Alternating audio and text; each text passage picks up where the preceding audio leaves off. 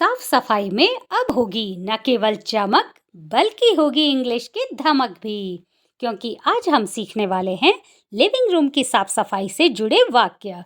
तो अब घर ही नहीं बल्कि आपकी इंग्लिश भी होगी स्पॉटलेस। तो चलिए वीडियो स्टार्ट करते हैं। सबसे पहले हम जानेंगे कि लिविंग रूम का अर्थ क्या है। लिविंग रूम का अर्थ है जीवंत कमरा। यह वह जगह है जहां लोग बैठते हैं, बातचीत करते हैं, आराम करते हैं और सामाजिक गतिविधियों में हिस्सा लेते हैं। लिविंग रूम को दूसरे अन्य नामों से भी जाना जाता है, जैसे drawing room, sitting room, lounge, parlour, family room, reception room, front room और common room. The first sentence of our video is कालीन को बाहर ले जाकर झाड़ दो। Take the carpet outside and shake it. धूल झाड़ दो, डस्ट इट ऑफ। यहाँ पर डस्ट के दो अर्थ हैं, एक तो धूल और दूसरा धूल झाड़ना। जब इसका अर्थ धूल है तो उस समय यह नाउन है। नाउन में यह अनकाउंटेबल नाउन है और अनकाउंटेबल नाउन में ये मैटीरियल नाउन है। जैसे इसका एक एग्जाम्पल देखें, उसने कुशन से धूल हटा दी। She removed the dust from the cushions। यहाँ पर remove वर्ब है और dust नाउन है। दूसरा, डस्ट का अर्थ धूल झाड़ना भी होता है।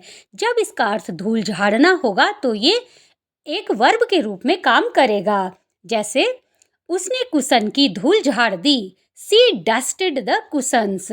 यहाँ पर सी सब्जेक्ट है और डस्टेड वर्ब है। चलिए सबसे पहले अब इसके कुछ एग्जाम्पल्स देखते हैं। डस्ट एज ए नाउन के तौर पर जब इसका अर्थ धूल होता है।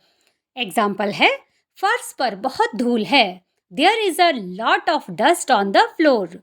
दूसरा उदाहरण, उसने आईने से धूल साफ की। She wiped off the dust from the mirror.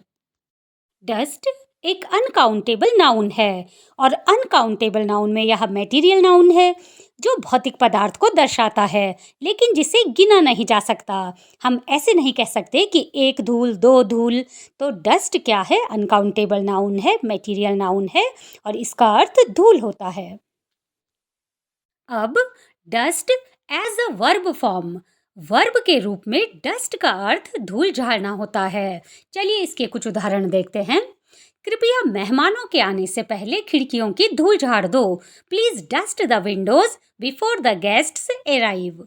और दूसरा उदाहरण है, उसने घर में प्रवेश करने से पहले अपने जूतों की धूल झाड़ी। He dusted his shoes before entering the house. अब यहाँ पे dust as a verb use हुआ है। आई होप अब आपको समझ में आ गया होगा कि डस्ट का अर्थ जब धूल होता है तो वो नाउन होता है और डस्ट का अर्थ जब धूल झाड़ना होता है तो वह वर्ब होता है। Our next sentence is फर्श पर झाड़ू लगा दो। Sweep the floor। फर्श पर पोछा लगा दो। Mop the floor। मेज साफ करो। Clean the table।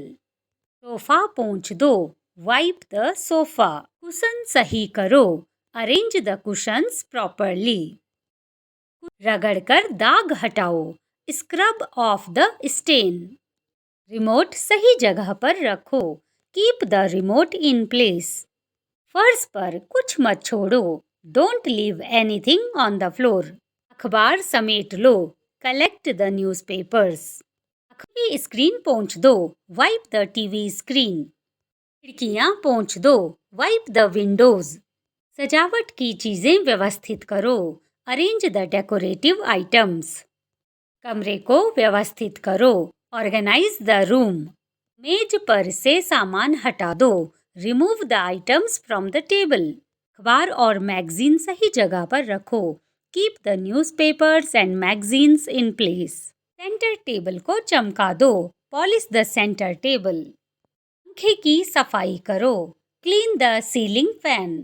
छत के पंखे को सीलिंग फैन कहा जाता है। And the last sentence of the video is TV के पास तारों को व्यवस्थित करो। Arrange the wires properly near the TV।